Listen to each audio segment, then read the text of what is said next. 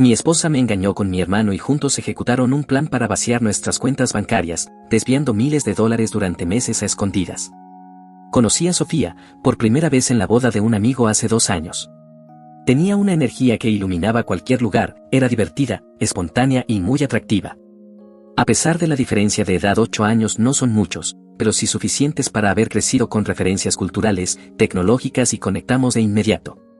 Al principio Sofía era reservada, pero nada fuera de lo común. Usaba su teléfono con normalidad, incluso lo dejaba sobre la mesa durante la cena, o me lo pasaba para mostrarme fotos o mensajes graciosos de sus amigas. Todo muy cotidiano, y la verdad, nunca le presté demasiada atención. Estábamos felices, en sintonía, disfrutando cada momento juntos. Nuestra primera cita fue en un pequeño restaurante tailandés en el centro. Me contó que era fisioterapeuta pediátrica y que adoraba su trabajo con niños con problemas de desarrollo. También me dijo que acababa de comprar su primera casa. Yo le hablé de mi trabajo como piloto de aerolínea comercial, que suele generar 2 tipos de reacciones, o las mujeres lo encuentran fascinante, o empiezan a preocuparse por mis horarios.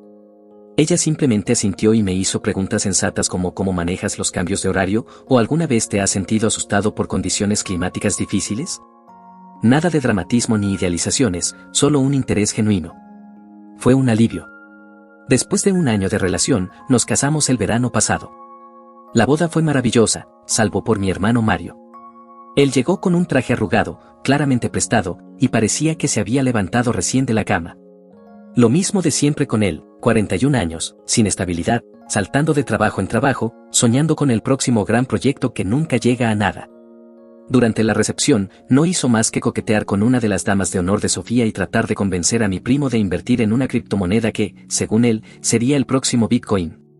Pero era mi día y no iba a dejar que eso me molestara. Los primeros meses de matrimonio fueron increíbles, aunque por mi trabajo paso varios días fuera.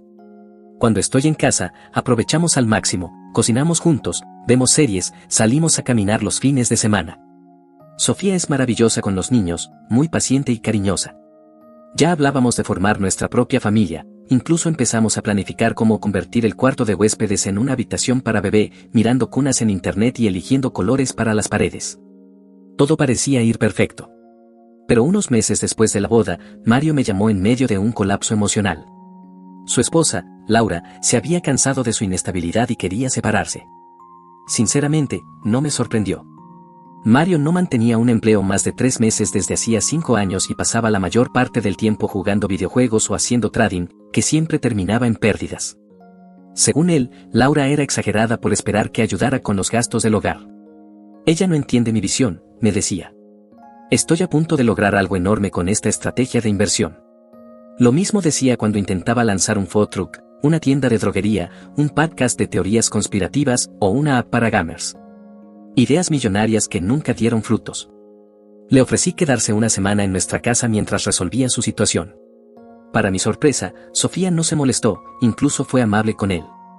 A pesar de que Mario es un desastre, deja platos sucios por todos lados y ni siquiera sabe usar el lavavajillas, pasaba horas hablando con ella en la cocina, contándole lo incomprendido que se sentía y cómo Laura no creía en él.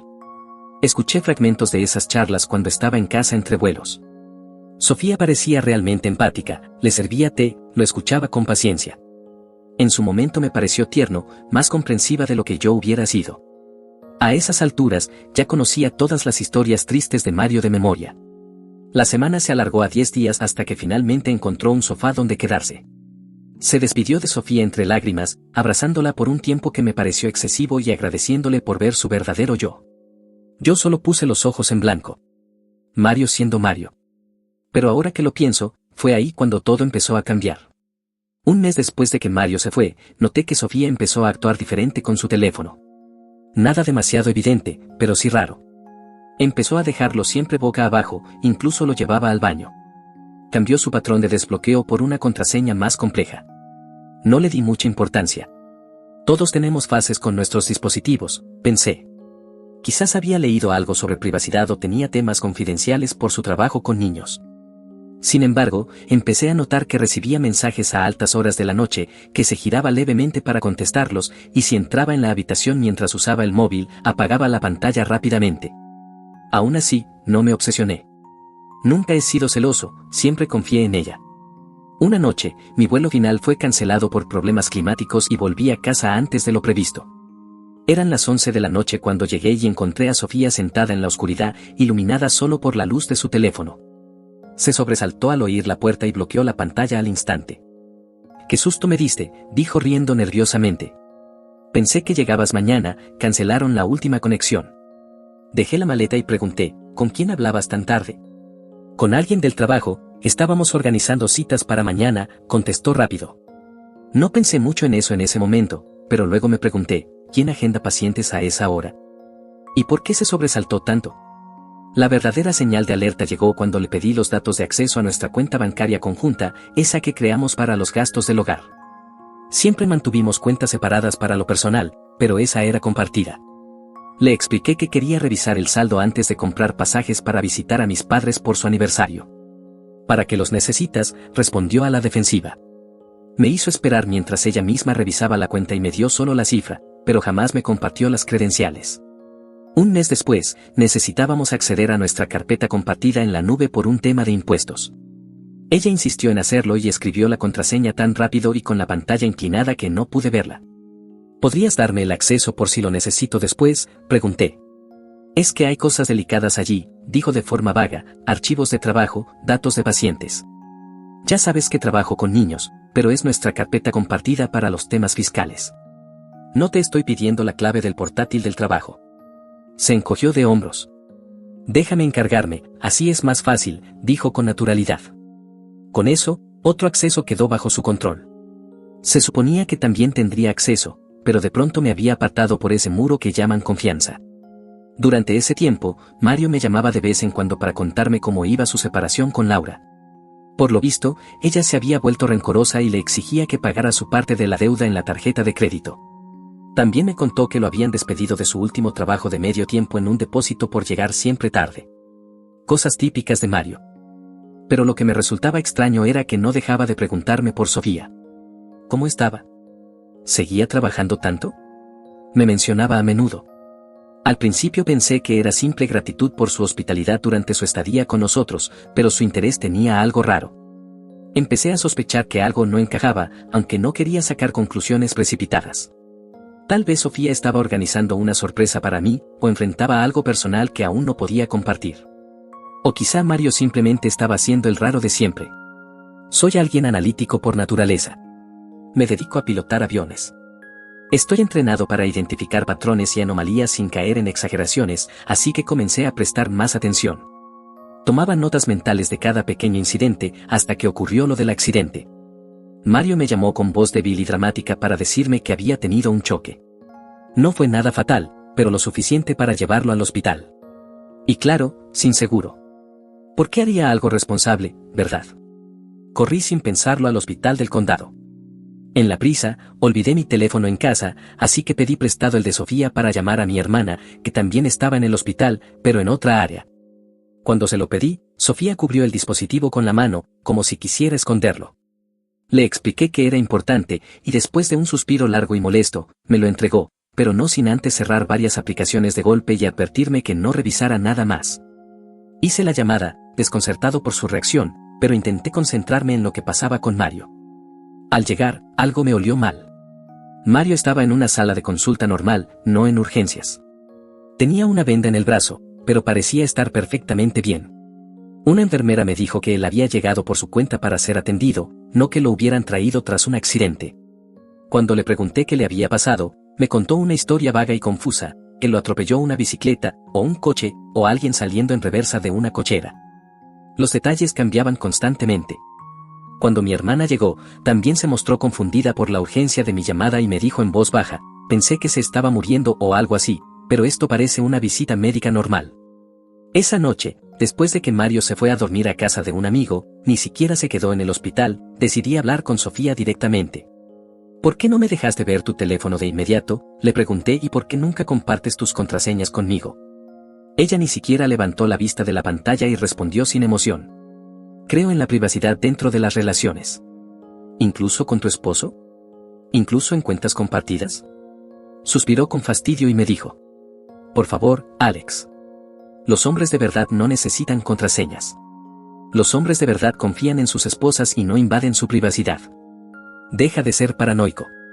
Algo en su respuesta me sonó falso, como si tuviera esa frase preparada para terminar cualquier discusión. Su obsesión con la privacidad de su teléfono me dio vueltas toda la noche. ¿Por qué actuaría así si no tuviera algo que ocultar?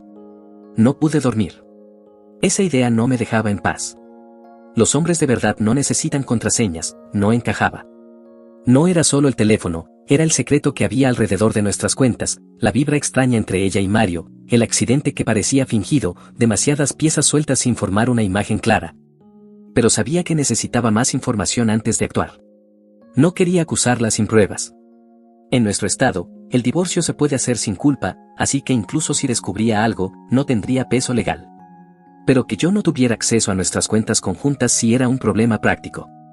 En lugar de confrontarla o intentar entrar a su teléfono de forma ilegal, opté por la vía legal. Como titular de la cuenta conjunta, tenía derecho a solicitar los extractos bancarios del último año, y lo que encontré me dejó helado. Desde hacía aproximadamente 4 meses, unos $2,000 se transferían cada mes a una cuenta desconocida. Las transferencias empezaron justo cuando Mario comenzó a tener problemas con Laura y se quedó en nuestra casa. Era una suma considerable. Ambos depositábamos $5,000 al mes para pagar facturas, hipoteca, comida y ahorrar para nuestra futura familia, y Sofía estaba desviando casi 1/3 cada mes. ¿A dónde iba ese dinero? Busqué más información. El número de cuenta me resultaba familiar. Revisé correos antiguos donde le había enviado dinero a Mario en situaciones desesperadas, y ahí estaba, la cuenta pertenecía a mi hermano. Le estaba enviando dinero directamente. Sentí que necesitaba ver con mis propios ojos lo que estaba pasando. Le dije a Sofía que tenía una asignación de vuelo de 3 días, pero en realidad pedía a otro piloto que me cubriera. En vez de salir de la ciudad, pedí prestado el coche de un amigo para que Sofía no reconociera el mío y empecé a vigilarla. Lo que vi me dejó más que desconcertado. Sofía no estaba escapándose para verse con otro hombre, se estaba viendo con Mario, mi propio hermano, el que supuestamente estaba en casa de un amigo reorganizando su vida. Los vi juntos en una cafetería, luego en un parque cerca de la clínica donde trabaja ella. Otra vez los vi cerca de su oficina, como si nada fuera importante. En una ocasión, le entregó un sobre que parecía lleno de billetes, y no era algo aislado. Era evidente que se veían con frecuencia. Todo coincidía con la época en que el matrimonio de Mario se vino abajo y él se quedó en nuestra casa. Me senté en una mesa cercana y tomé una foto con el móvil. Los vi revisando unos papeles y hablando en voz baja. No soy una persona emocional, pero tener ese café caliente en la mano y ver a mi esposa y a mi hermano tan cercanos, casi como socios o algo peor, me hizo hervir por dentro. Me dolía tanto la mandíbula de apretar los dientes que apenas podía moverla. Cada parte de mí quería ir y estrellar a Mario contra la mesa solo una vez, solo para ver si su cara falsa y sensible todavía podía hablar con la mandíbula rota. Pero no lo hice. Me obligué a quedarme ahí porque si estallaba en público, ellos lo usarían para convertirlo en una historia melodramática, y no les iba a dar ese gusto. Recuerdo que pensé, si esto es lo que hacen a plena vista, ¿qué demonios estarán escondiendo a mis espaldas? Esa fue la chispa que me hizo escarbar más. Lo siguiente que recordé fue nuestra cuenta de almacenamiento en la nube.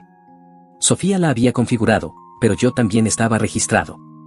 Logré restablecer la contraseña, diciendo que la había olvidado. Una vez dentro, encontré una carpeta compartida que probablemente Sofía había olvidado que existía desde que la configuramos por primera vez. Allí había cientos de mensajes entre ella y Mario, y no eran para nada inocentes. Todo comenzó como mensajes de apoyo sobre los problemas matrimoniales de él. Muchas frases como, entiendo cómo te sientes, Laura no te valora, evolucionaron rápido hacia algo más íntimo. Eres el único que realmente me entiende, escribió Sofía en una ocasión. Mario respondió, a veces me pregunto qué habría pasado si te hubiese conocido primero. También había fotos. No eran explícitas, pero sí claramente insinuantes.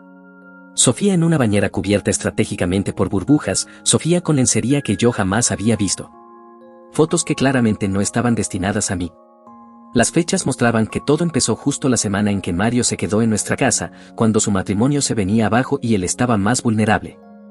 Pero los últimos mensajes revelaban algo más oscuro. Mario estaba amenazando a Sofía directamente. Le escribía cosas como, ¿qué crees que pensaría Alex si viera estas fotos? Si supiera lo que dices de él. Tú sabes que necesito el dinero. Mi inversión está a punto de dar frutos, pero necesito capital ahora. Ayúdame, o mi hermano mayor verá todo. Tú decides, cariño. Era el chantaje típico de un tipo desesperado. También descubrí que Mario nunca tuvo ningún accidente. Había mensajes en los que planeaban fingir toda la historia para generar lástima y justificar gastos médicos. La visita al hospital fue una simple revisión por hipertensión, nada grave, y Mario convenció a Sofía para que siguiera con el engaño. Me sentí asqueado. Mi propio hermano y mi esposa. Era tan cliché que por un momento hasta pensé en reírme de lo absurdo de todo. Pero lo que dominó no fue el dolor, sino la rabia. Rabia por la traición, sí, pero también por la manipulación, las mentiras, el robo financiero y el chantaje. Con toda esta evidencia, llamé a una abogada y ella me explicó paso a paso el plan a seguir. Lo primero fue acceder a todas nuestras cuentas compartidas, aunque descubrí que Sofía ya había intentado bloquearme el acceso.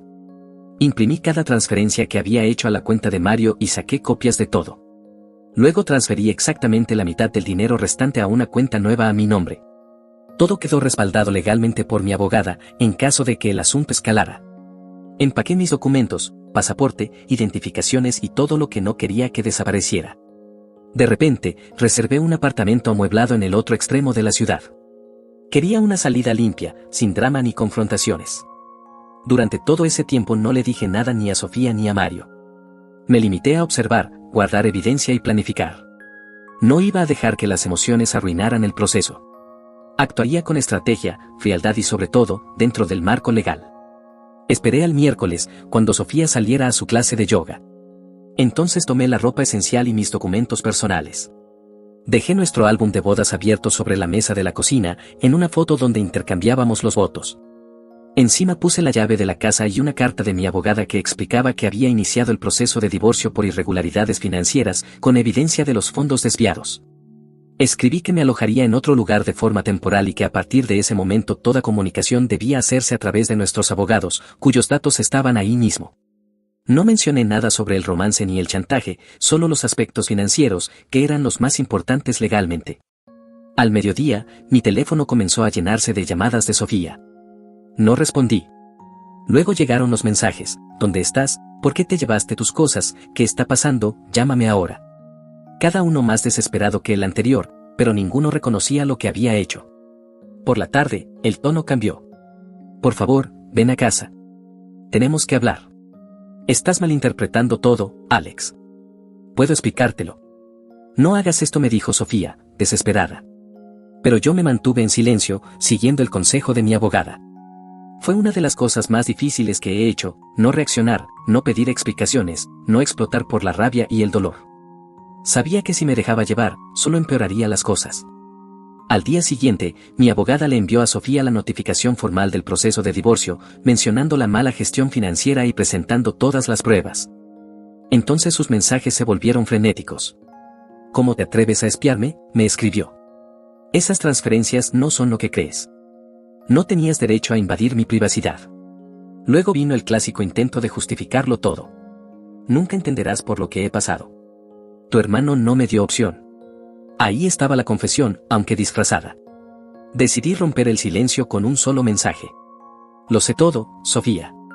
Cada mensaje, cada foto, cada transferencia. A partir de ahora solo habrá contacto entre abogados. Ella respondió enseguida. No es lo que piensas. Mario me estaba amenazando. Me dijo que te contaría que yo lo acosaba si no lo ayudaba económicamente. Solo intentaba proteger nuestro matrimonio. Otra mentira más. Los mensajes y las fechas mostraban claramente que fue ella quien dio el primer paso. No respondí. Esa noche, finalmente me escribió mi hermano. Tenemos que hablar, hermano. Sofía malinterpretó todo. Está obsesionada conmigo desde hace meses. Traté de ponerle freno. Lo bloqueé sin contestar. Las pruebas eran claras, los mensajes no mienten, las transferencias bancarias tampoco. Solo las personas pueden mentir. Al tercer día, Sofía empezó a reclutar aliados. Recibí llamadas perdidas de sus padres, de su hermana e incluso de mi madre. Solo hablé brevemente con mi madre, dispuesto a mostrarle la evidencia, pero me interrumpió antes de que terminara. Tu hermano ya nos contó todo, dijo con un tono frío. ¿Cómo pudiste hacerle esto a Sofía? Solo estaba ayudando a Mario en un momento difícil, y tú estás destruyendo tu matrimonio por un malentendido. Me quedé sin palabras. Mamá, Mario te mostró los mensajes, las fotos, las transferencias, pregunté. No hace falta, respondió molesta. Conocemos a tu hermano. Siempre ha sido encantador, sabe tratar con la gente, no como tú. Siempre fuiste serio, difícil, frío. Incluso Sofía nos dijo lo mismo. Dijo que eras distante, que vivías en tu propio mundo. Tal vez, si hubiera sido más presente, ella no habría necesitado a alguien como Mario. Eso me golpeó más de lo que esperaba. No solo por lo que dijo, sino por lo fácil que le resultó decirlo, como si lo pensara desde hacía años. Como si en el fondo siempre me hubieran considerado insuficiente, demasiado racional, demasiado controlado, demasiado aburrido para hacer feliz a una esposa. Y ahora tenían a quien culpar. La historia ya estaba escrita, yo era el esposo frío que había empujado a su mujer a los brazos del hermano incomprendido. Y cuando ella solo intentó ayudar, la familia ya tenía su versión. Esa misma tarde, Sofía apareció en mi lugar de trabajo, justo en el aeropuerto. Intentó pasar por recepción como si nada, pero mi compañero, que ya sabía lo que ocurría, no se lo permitió. Ella no reaccionó bien, empezó a gritar y armar un escándalo. Seguridad tuvo que escoltarla fuera mientras gritaba que yo estaba tirando nuestro matrimonio por la borda y que me estaba volviendo loco, justo frente a la mitad de mi equipo. Otro día más en la vida del esposo frío y calculador, ese que aparentemente había olvidado cómo demostrar afecto. Ese era el personaje que me habían asignado. Mientras trataba de concentrarme en mi turno, mi capitán, un hombre mayor con 2 divorcios a cuestas, me puso la mano en el hombro y me dijo: pase lo que pase, no dejes que esto afecte tu vuelo. Pero si necesitas un descanso, dilo. Agradecí ese gesto. Al menos en el trabajo todavía me valoraban por lo que hacía, no por las mentiras que otros contaban sobre mí. Esa noche, mi padre me llamó. Hijo, creo que deberías venir a hablar, dijo. Tu hermano dice que todo ha sido un malentendido. Ya te explicó qué pasó con los $2,000 que desaparecieron de la cuenta conjunta que tenías con Sofía. ¿Y qué dijo?, pregunté sin rodeos. Ella estaba ayudándolo a salir adelante, respondió con tono defensivo. Eso es lo que hace la familia. Siempre has tenido dinero, siempre has sido exitoso. Tu hermano ha tenido que luchar más. Sofía lo entendió, por eso le mandó fotos insinuantes como forma de apoyo financiero. Cuestioné con amargura evidente. Eso no suena bien, papá. No es lo que dice Mario, murmuró. Según él, Sofía malinterpretó su amabilidad, se encariñó emocionalmente con él porque tú estabas siempre volando, ausente, y él tuvo que rechazarla con delicadeza. Y ahí estaba todo. No solo habían creído las mentiras de Mario, sino que ahora me culpaban a mí del comportamiento de Sofía. Yo era el hermano cruel que se negaba a ayudar a una familia en crisis. Papá, tengo los mensajes, las transferencias, todo está documentado, insistí. No necesitamos ver eso, me interrumpió firme. Esto es una familia, no un tribunal. Colgué sintiéndome más solo que nunca. Las personas que se suponía debían conocerme mejor me habían dado la espalda para abrazar una mentira conveniente en vez de enfrentar una verdad incómoda. Durante la primera semana tras mi partida, Sofía me bombardeó con llamadas y mensajes que ignoré por completo. Luego, un enorme arreglo floral llegó a mi lugar de trabajo acompañado de una tarjeta donde pedía una segunda oportunidad. Doné las flores a un asilo cercano. Unos días después, alguien golpeó mi puerta con violencia. Al mirar por la mirilla, vi a Richard, el padre de Sofía, acompañado por su hijo Mike. Richard, un hombre de unos 60 años con los dientes amarillentos, solía hacer comentarios inapropiados sobre las azafatas cada vez que nos veíamos. Mike era una versión más joven, pero igual de desagradable.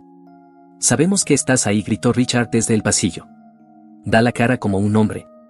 Pensé en abrir, pero una vecina ya había asomado la cabeza por curiosidad. Abrí la puerta sin quitar el seguro. ¿En qué puedo ayudarlos?, pregunté.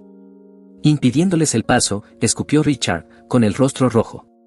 Así tratas a mi hija, tú y tu hermano aprovechado, pobre y siempre necesitado.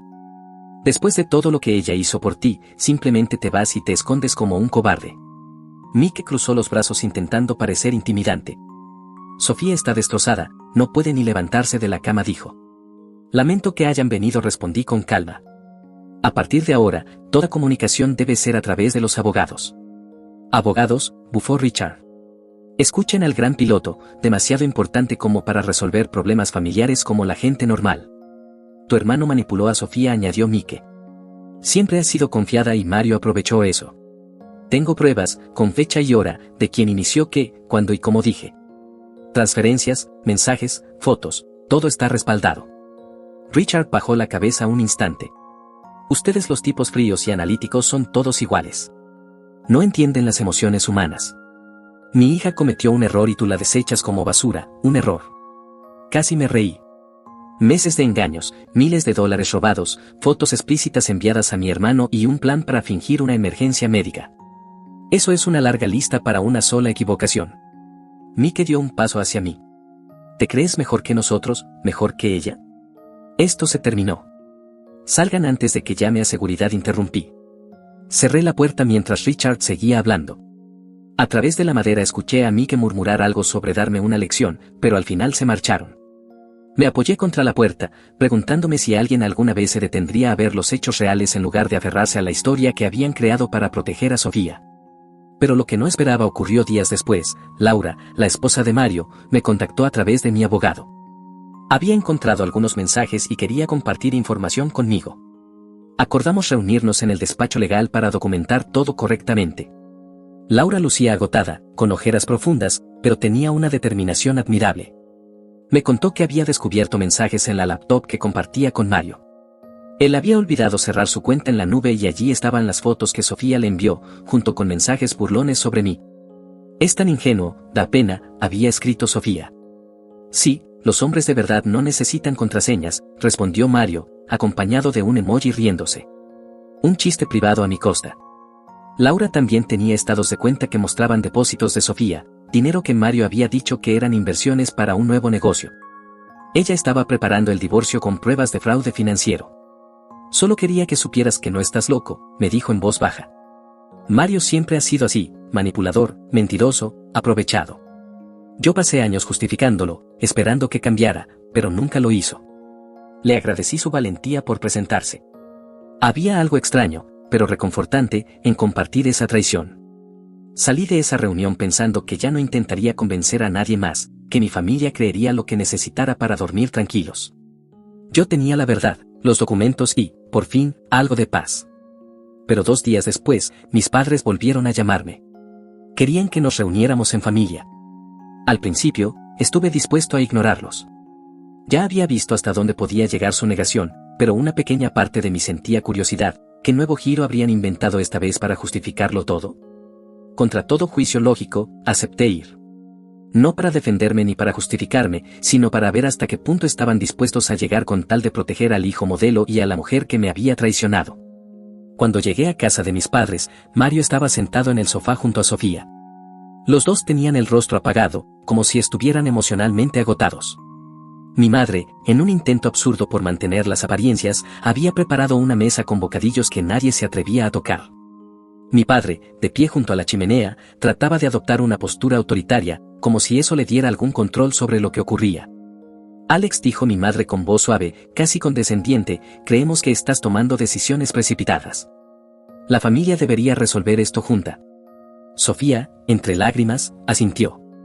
Cometí un error, pero Mario se aprovechó de que yo estaba en un momento vulnerable. Ambos nos equivocamos, pero nunca fue nuestra intención hacerte daño. Entonces Mario intervino. Hermano, ella vino a mí buscando consejos sobre su matrimonio contigo. Las cosas se salieron de control, pero todo fue emocional, nunca físico. Tuvo el descaro de poner una expresión de dolor, como si él fuera la víctima. Sin decir una palabra, puse una carpeta sobre la mesa. Contenía estados bancarios, mensajes de texto, fotografías, todo con fecha y hora, una recopilación completa desde el primer indicio hasta el último. Los miré directamente. ¿Pueden al menos revisar la evidencia antes de decidir que yo soy el culpable? Mi padre hizo un gesto con la mano, restándole importancia. No necesitamos ver mensajes privados. Esto no es un tribunal, es la familia. La misma frase que me había dicho por teléfono. Fue en ese momento cuando comprendí lo inevitable. Ya habían tomado partido. La verdad no les importaba, ni tampoco las pruebas. Solo querían aferrarse a una historia que les resultara más fácil de aceptar. Pobre Mario, otra vez metiéndose en líos. Alex, como siempre, reaccionando de forma exagerada. Tienen razón, dije, poniéndome de pie.